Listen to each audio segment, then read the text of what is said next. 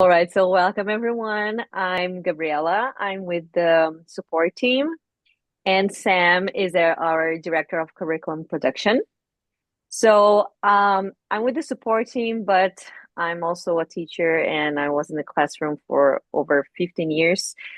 So I know this struggle, and that's why we have these training sessions in the beginning of the term, just, so you know what to do and you don't struggle with the platform because you already have to struggle with other things. So this should not be one of them. So I'm going to show how to, add classrooms, your students. And first thing I would like to say that we have two different users in the platform. We have teachers and we have license managers. Is there any license manager here today? Okay, Yeah, Christine, Jeff. I'm supposed to be, but I haven't worked with it. So yes. that's okay. We'll get you set up. Okay, that's me too. When I signed into the system just to have it up so I could see, I'm like, oh, it says I'm a license manager. I did not know that. All right. So if you're a license manager and you could send your email here in the chat, because then we're going to send something like a video just for you, um, because you have some like extra features that you need to use. But even if you're a teacher, it's important to understand what the license manager does. Um, because sometimes you are going to need the license manager. So you need to know who the license manager is for your school. So before we continue, if you're new to BrainBuffet, it's important to know that we have free PD sessions every month. And this month we're going to have Photoshop. So you can register, you can use the QR code. Don't worry, I'm going to send the link here. We have a page with all the upcoming PD sessions. The next ones are going to be Illustrator and InDesign. And we always send emails telling you about the upcoming sessions, so you don't miss out. Okay? Just to jump So, in here really quick, this sure. PD session is for Photoshop and upcoming is Illustrator, like Gabby said. But it's so common for CTE teachers to get thrown in to teaching something new right away. Say next year you're teaching InDesign, or next year you're teaching Premiere Pro, and expecting teachers to be experts on this by the time the school year rolls around. And so our free PD session is for those teachers who get thrown into these things where you suddenly have to become an expert. And so these PD sessions we bring in an expert who is not only well-versed in Photoshop and in these softwares, but they're also well-versed in certification and running these in the classroom.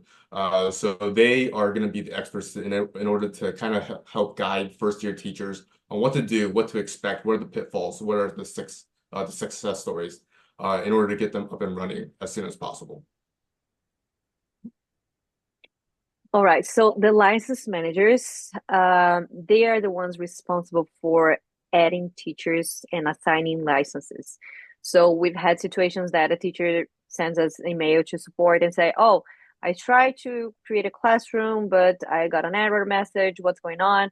So it's because you weren't assigned any license. So that's why you need to know who your license manager is, because they're the one responsible for doing that. Okay. But I'm going to share the dashboard and how it's done. And then I'm going to show the teacher part. So as a teacher, how you create a classroom, how you add your students, because all the license managers, they are automatically added as a teacher. So you will have both roles if you're a license manager. So if you're a license manager, you are going to see dashboard here that as a teacher, you don't. So when you scroll down, you will see, oops, if you don't click on dashboard, you will not see the dashboard. So this is where you are able to add teachers and assign licenses, all right? So here I already have some teachers, and I am a teacher too. So I am a license manager. Do I need to assign licenses to myself? Yes, because you will be here automatically. You don't need to add you as a teacher, but you will be with 0 licenses. So you do need to click on the little pencil and add as many licenses as you're going to need if you're going to teach as well, okay? And then to add a new teacher, you're just going to put the first name of the teacher here. Let me see if I added, oops. For example, let me remove this one just so we can add one together. All right, so I'm going to add myself as a teacher. And then you assign the licenses and save. That's all. And then they are going to receive a welcome email. If they don't hear from the dashboard, you are able to resend the welcome email and allow license requests. This is if the license manager is very busy and it's difficult, to get in touch, and you just say, oh, this teacher, they just decide once.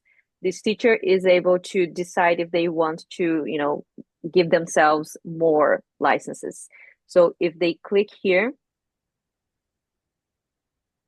then the teacher will be able to manage their own licenses, okay? And to change, they just click here again and it will change. So this is the license manager part. And then the teacher part. Here, my class. This is where you're going to create your classroom. So I already have one. Add new classroom. Then you're going to select your package and create your classroom name. You're going to assign, see, if you have red, this means that you do not have enough licenses. So what do you need to do? Talk to your license manager and say, hey, I don't have enough licenses. So this is because of this classroom that I already have. So let me delete and start again.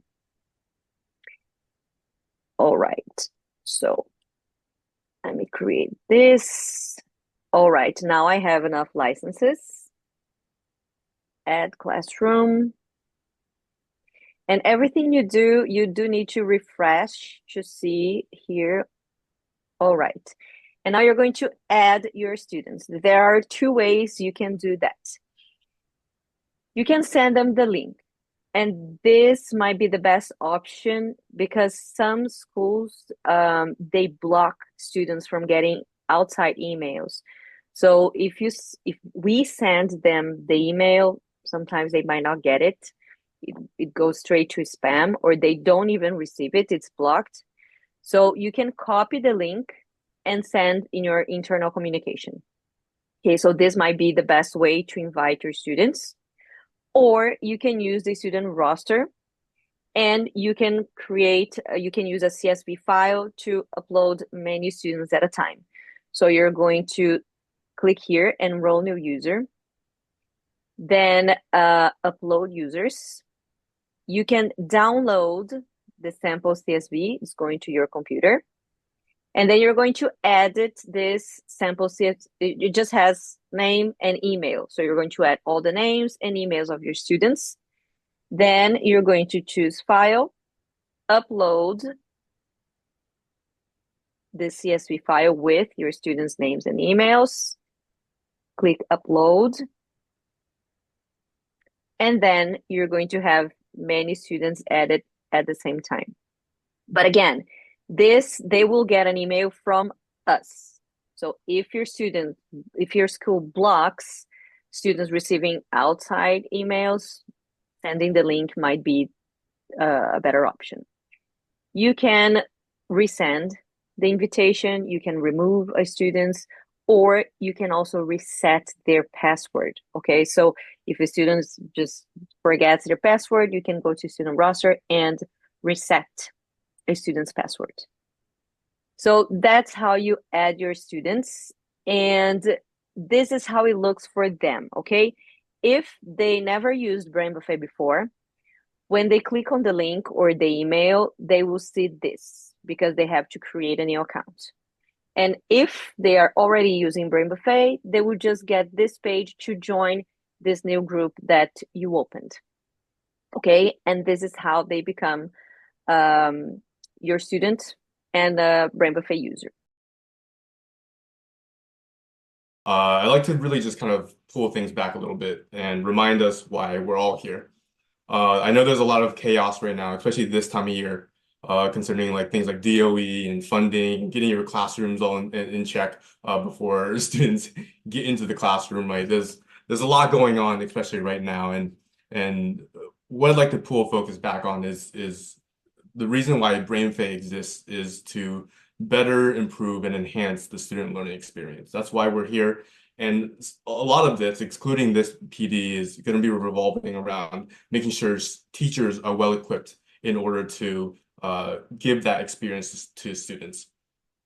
And so a lot of people use BrainBuffet as a classroom supplement. It's not meant to replace the teachers or take over as a teacher. That's not what we're going for. I'd like to remind everybody that the reason these courses exist is so that the teachers have an easier time. They don't have to teach the same things over and over again every year after year, and that they can really take the time to focus on the students that really need the help, that really need the assistance, right? And being able to talk about how students have how we can elevate the student experience is it's everything that we stand for, you know.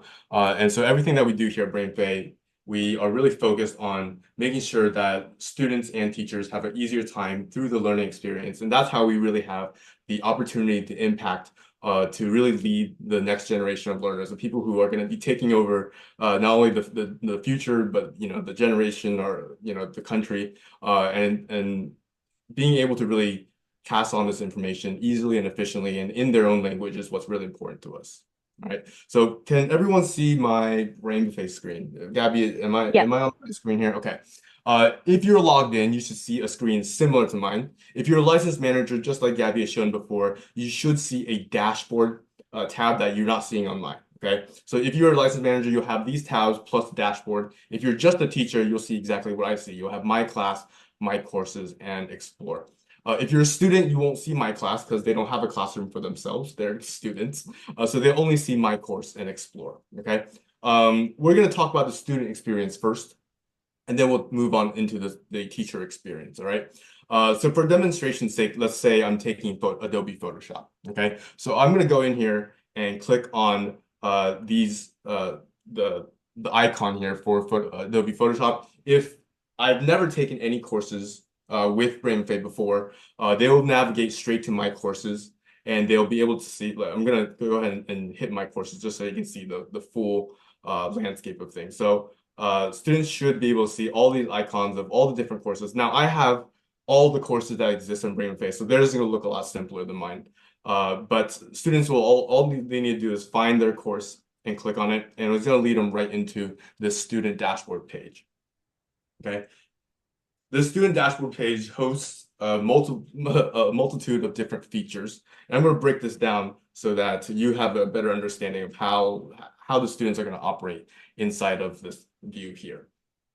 First things first, on the left-hand side, we have a navigation pane.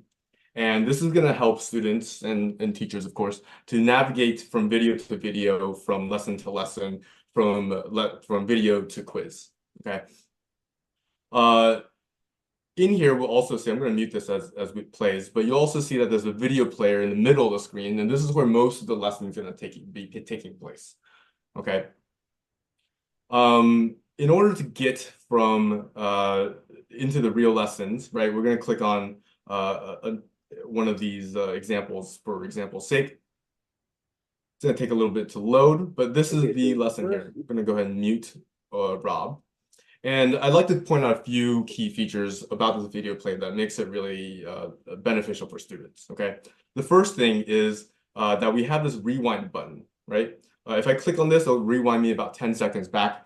And this is a really great button. If you just missed something, like you just heard something that was really important and you knew it was important, but it already left your brain, you can hit this 10-second back button and quickly hear what they just said. Maybe someone was talking loudly and I just needed to rehear something that was mentioned, right? And so this 10-second button is really great. We don't have to manually find where we likely dropped off at, but we can just hit these buttons really fast and it'll rewind us all the way. Okay. Second thing to notice is that there is this speed dial button, right? And this speed dial button obviously is a default as to 100%. But you can also play things twice as fast or half as slow. And the really great thing is that students can really then take this and learn at their own pace. Some students get really bored if they have to listen to the professor drone on. And so they choose to listen at twice the speed, and that's the way their brain works. They can bring in this information really quickly, and that's the way they prefer to learn. And so we want to be able to make sure that the students have the tools that make them feel most at ease when learning, you know? So that's playback rate. Additionally, we also have closed captions. And you'll see that we have English, Spanish, Portuguese, and also German.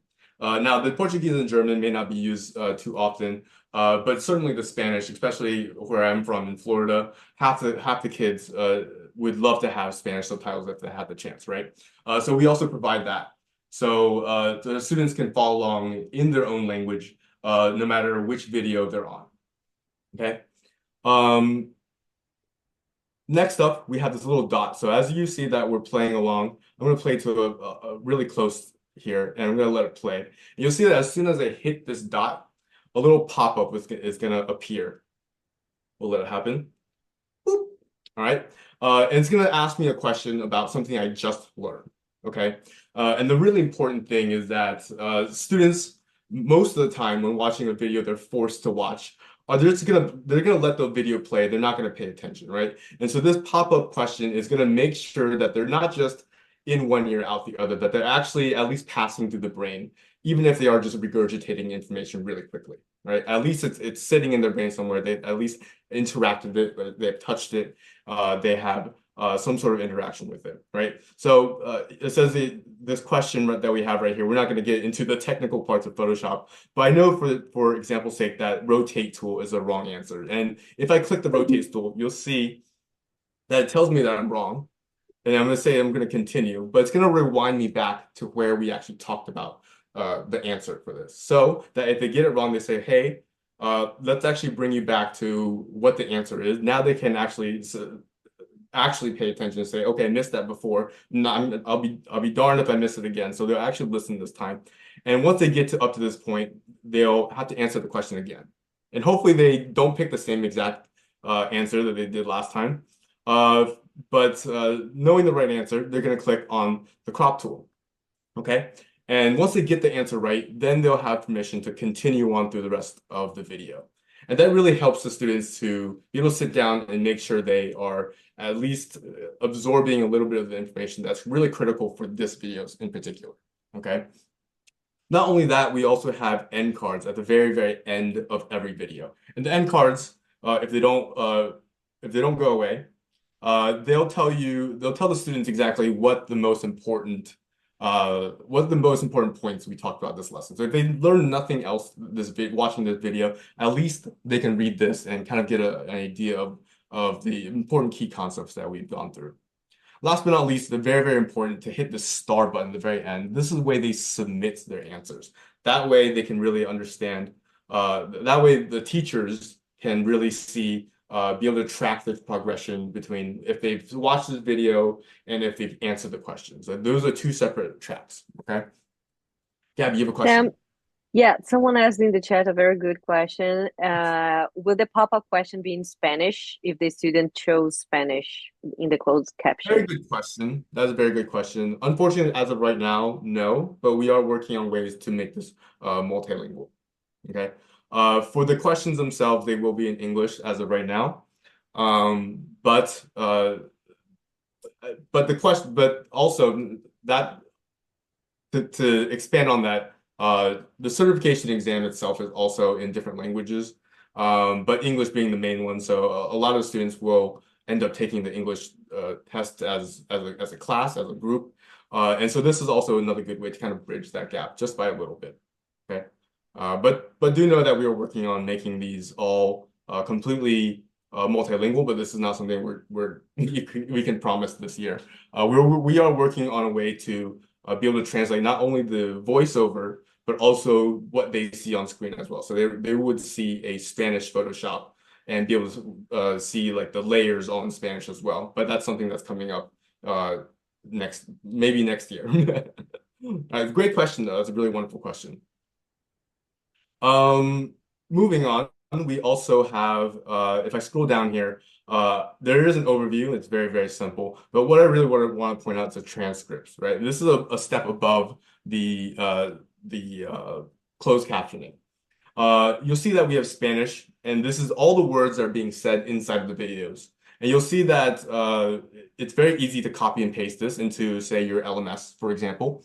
And it's also very easy to download this as a TXT file, not only in English, but also in Spanish. So again, if they don't have the closed caption, well, if they're watching closed captioning, but they also want to be able to kind of just read the text and kind of go through it and skim it, either for studying practices or even for teachers to plan the lesson ahead. They can just skim this document, scan the text, and see, okay, these are vocab words that I probably need to continue to pause and highlight. This makes it really easy for students and teachers to as a study guide, as a study tool. Any questions? Any burning questions about the student dashboard page? Yes, Christine. Oh, you're muted, by the way. Unmute. When you've seen this in practice, Mhm. are people doing the video on like a big screen and all the kids following along, or are they on headphones? What does the classroom management look like, I guess, practically with a classroom full of kids doing this? Of course. That's a really great question. Generally, and I want to say about 75% of our users will have a computer lab that they're working in, and the students will be following along, and it depends on the number of screens they have, right? Some computer labs only give them one monitor, some give them two, depends on how well funded the school is. But the students with two monitors, they'll have the lesson, the video playing on one side, and then the actual program on the other screen to follow along. If you only have one monitor, we see that students often just switch tabs really fast and be able to go from watching the video, they'll pause the video and then do the actions on their software and then switch back and forth. Occasionally, we also have heard of other students and teachers using either iPads or their phones to watch the videos. Although the screens are much smaller and things are a little harder to read, some students also prefer that way because they can then have both screens playing at the same time. Does that answer your question? Yeah. Additionally, sometimes this is also offered as homework. And myself, as a personal homework hater, I'm not a big fan of this, but this is, if a student's missing like a third of the year and they still want to be able to learn or they still want to be able to participate, teachers often send them home with the videos to follow along on their own, at least to watch and then come back to the classroom to do the homework. Okay. Great question. Great question. Any other burning questions before I move on? Wonderful. One very last thing to show off, and this is very, very non-critical at all. But there's also a light and dark mode for this. I personally love the dark mode on this, and this is just a preference thing. It's just a fun little thing that you're able to do. Some people prefer white, some people prefer dark, and sometimes that's better for nighttime viewing or daytime viewing. It's really up to the students. Okay, wonderful. Let's move on to before I move on, very, very important, student files. The students will, in order to follow along, they need to sometimes have the same files that the teachers are using. In order for the students to find the student files, they will go to inside of their navigation pane, they'll click on Photoshop files. And once this loads, it's going to open up another tab and it's going to say Photoshop project files. Very important to click on both of these, okay, in order to get those files to work. Once they click on Photoshop project files, it'll load for a little bit. And you'll see that we both have Google Drive and OneDrive available for the students to go in and download those files. Okay, I'll show you a little bit what that looks like inside. But it's really nice because I know there's Google Classrooms, there's Microsoft Classrooms, and sometimes they're neither. The good thing about these is you don't need to be logged in to either of these in order to get these to work, right? You don't need an account on Google. You don't need an account on Microsoft in order to receive these files. You can just open these while not being logged in, and you just simply download the files into your LMS or into your local drive or onto the student computers, okay? I'm going to go ahead and open up the Google Drive just so, for example's sake, to show you guys what that looks like. Can you guys still see my Google Drive? Yes? Okay. Wonderful. Now I'm logged in, so you'll see a lot more folders. You'll see a lot more formatting than you usually would.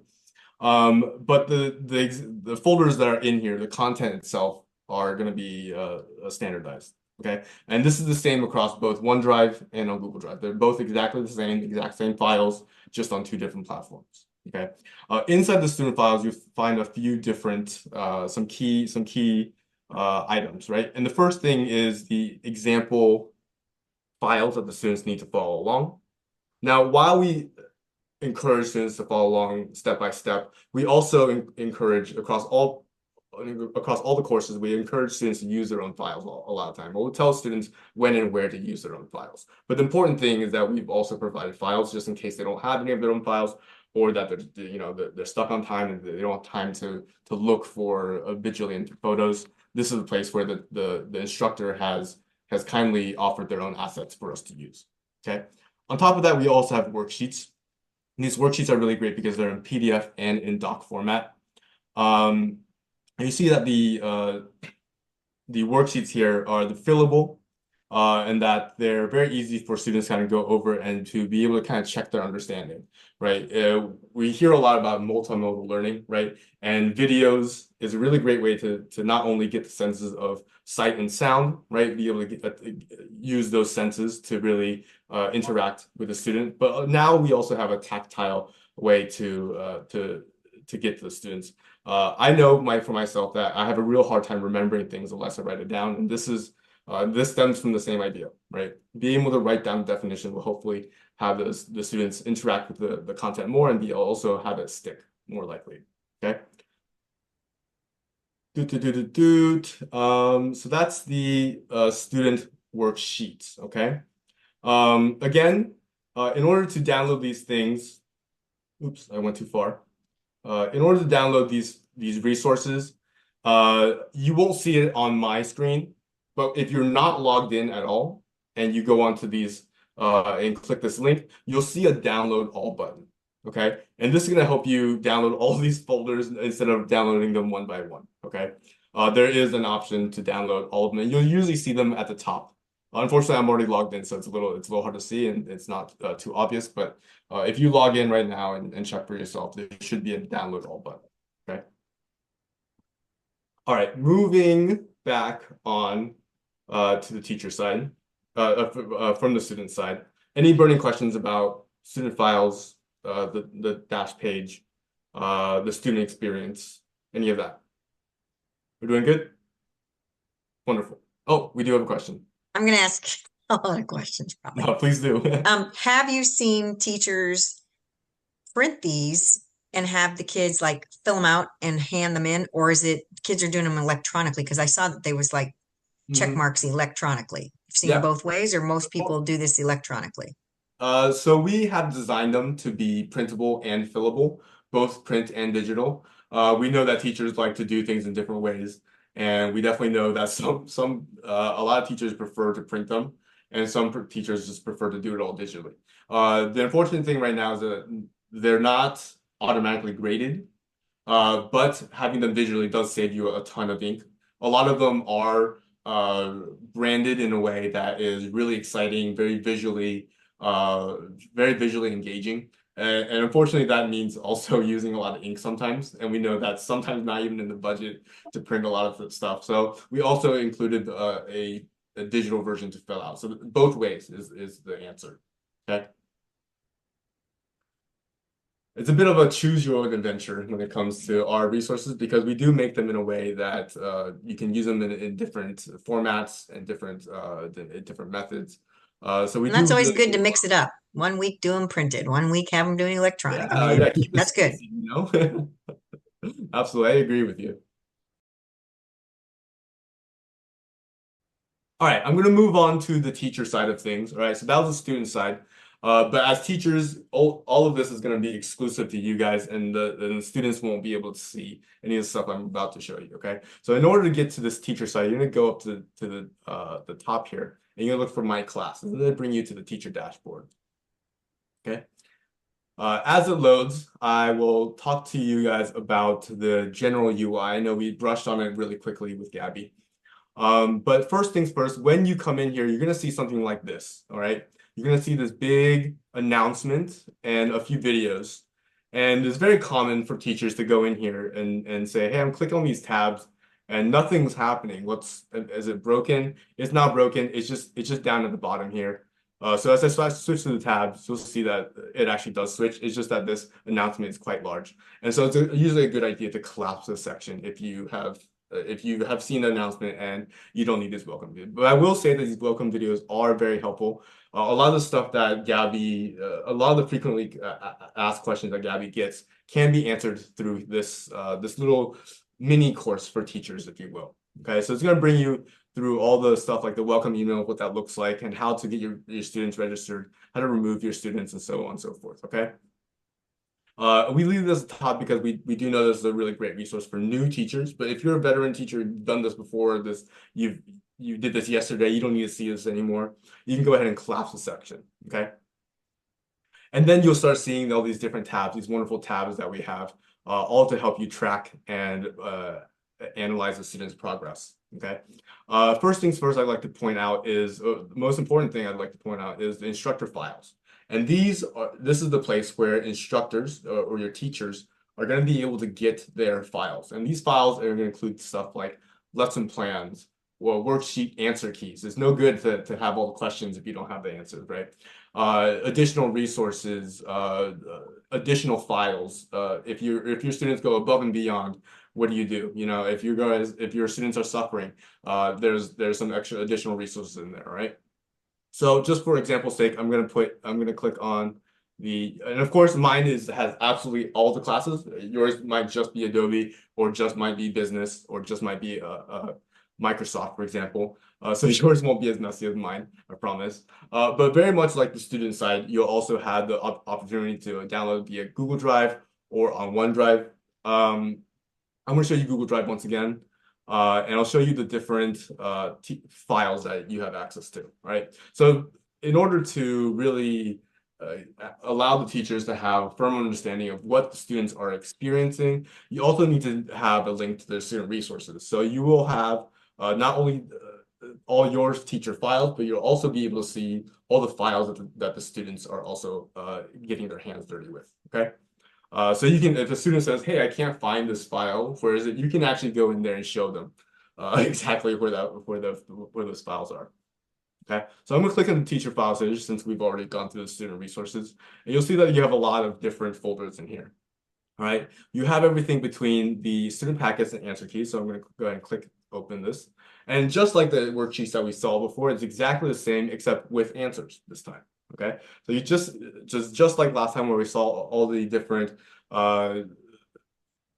keyboard shortcuts and definitions and objectives. These are all where all the answers live, and so that not just guessing about what the right answer is. You have a firm idea of what's right, what's wrong, and what good looks like. Okay. Similarly, you'll also have access to the lesson plans, which does a really good job of explaining how to run the lesson, what you should expect, what you should be grading on, what are the pitfalls of the common pitfalls for the students, right? So I'm going to open up a random, let's say Hogwarts, for example. I'm going to open up the lesson plans for you guys to see. So here is the lesson plan for Hogwarts. Now, this is our older version of Photoshop that we will be updating come August, but nonetheless, a lot of the good stuff in here has remained. We have breakdown of every single video and how long they are, so you have a better idea of how to plan your day on a day-to-day basis. We also have an outline, all the objectives that are on the test that appear inside of this module. Okay. And then we also have some tips and cheats and some hacks for your classroom, as well as some extension challenges for those that are going above and beyond. And last but not least, a scoring rubric. So you guys know how to score the hands-on projects that every student will be doing inside of the classroom. Okay, so you guys aren't going in blind. You guys have definitely the roadmap set out for you. You guys have a firm understanding of how and what a good project looks like. And these are really great for teachers to really understand how this module is supposed to be run. Okay. That's the scoring rubric. And on top of that, we also include finished files. And what are finished files? Finished files are basically the finished end product that the instructor is going over. At the end of the tutorials, this is what your project should look like. And this is a quick example, for example. This is for Photoshop, right? So now you have something to kind of grade it against, or else, especially first-time teachers or teachers who have never taught Photoshop before, they don't know what good looks like until we can bring that to the table to them, and that's what those files are for. Okay. Going back to the teacher files here. Let's see if there's anything else to talk about. There's some additional files in here, like the shortcuts and the title card. These are just fun little things. The shortcuts would be like, hey, what are all the keyboard shortcuts that might be that exist inside of Photoshop? And we have additional files like that to show. Last but not least is course outline. And the course outline is just a big, broad overview from a bird's eye perspective on what the course should look like and how the entire thing should flow, what are the objective domains for each module, what is the description, and what are the titles for each video. Okay? And it's color-coded. Look at that. Alrighty. So that's the teacher files and the live course resources. Any questions on that? Looking good? All right. And as always, if you do have questions, it's not the end of the day. I know it's the end of the day for here people on the East Coast. But if you guys have any issues at all, and I mean any issues at all about anything, come here to the contact thing. This is basically the same as support. This is where Gabby gets all your messages, and to be able to assist you on any sort of problem that you might be experiencing. Bother us as much as you want. We're always going to be around to kind of help you out. Okay. And this is the support page. You'll see that you can get all types of support, not only technical support, but also curriculum support. Say, oh, this question doesn't really add up. I wanna contest this. Please let us know. The only way the course gets better is by teachers giving us feedback, and so all feedback is welcome. Good feedback, bad feedback, we love it all. Okay. Yeah, that's the support page. Now I'm going to show you how you can keep track of students' progress. So here, when you go to course progression, you're going to select your group and the course that they are doing. So let me choose Photoshop here. And then you're able to see individually what they're doing. Like this student finished 55% of the course, this student 43%. Or you can also download a CSV file with all of the group. So this is what it's going to look like. You will see all the students, the course progression of each one, and then if it's marked with an S, you know that they finished that specific video class. So as Sam was showing, so each class you have to answer the pop quiz, and then at the end they have to submit the answers. So if they submitted the answers, the X will show. So you can see exactly where your students are, okay? And the quiz report, same thing. You select the group, then you select the course. Let me select a different one. And you can see the quiz report. Let me show you one specifically, because here you can see the exact answer of the students. So you know that the correct answer was this one, but this student chose this one. So you know exactly what they're answering, exactly they're getting wrong, what they're getting right. So you know you have an idea if most of the class is getting something wrong. And the same as before, you can download the CSV for all the group, and it will look like this. And students they have to get 80% for each quiz. And if they don't, they can try again as many times as they want. And when you get the report, you will see the number of attempts they had. So this one, the first attempt got 83, perfect. This one needed 5 times. So you know exactly what your students are doing, how many attempts they had, their quiz score, and when they submitted the quiz. Okay, so this is how you can keep track of how your students are doing. Okay, course progression and the quiz reports. And course release. Let me send this link in the chat as well. So here we have the updates.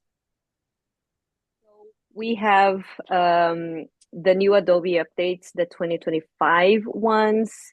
The full release is going to be in mid-August. And on this page, you have the description of what's coming up. Modules 1 and 2 for Photoshop 2025 is already available.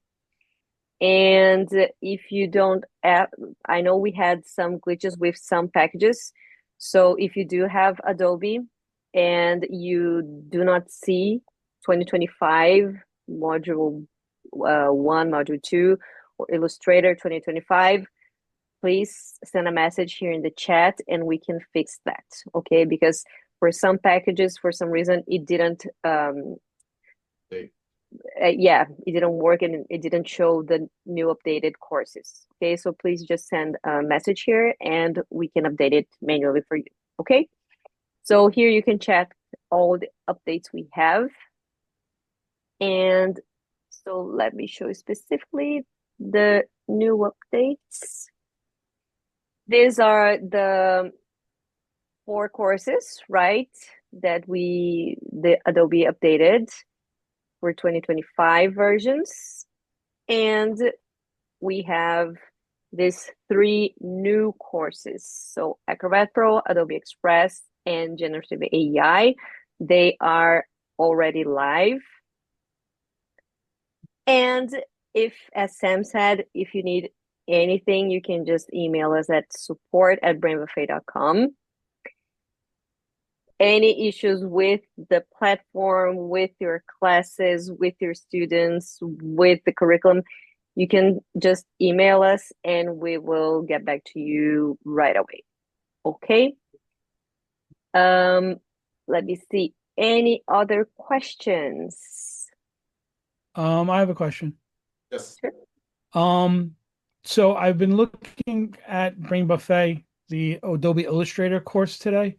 It said 2023, Mhm. and you just spoke of 2025 updates. Is that correct? Correct. Now we know that. But what if my class has Illustrator 2024? So the 2024 exam there was no meaningful differences between the 2023 exam and the 2024 exam. Everything that we teach inside of the 2025 and the 2023, they both cover everything that they need to know for 2024. So if your software version is 2024, they may not have the generative AI functions and features, and that's okay. Our 2023 version is basically is it's going to cover everything they need to know for the 2024. But the UI isn't too different. So even though you'll have a 2025 version, the 2023 will still exist? Yes. Yes. Okay. We'll keep it available for another year. And because we know that some teachers are still working with the previous version, so it will still be available for 1 extra year.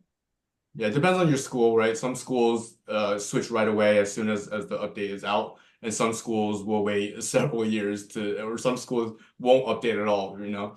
So we have something for both teachers where we have the newest, latest, and greatest, and then we also have the versions that are kind of core to all the versions. So the stuff that we go over in the 2023 version, they're the projects themselves, they're fun.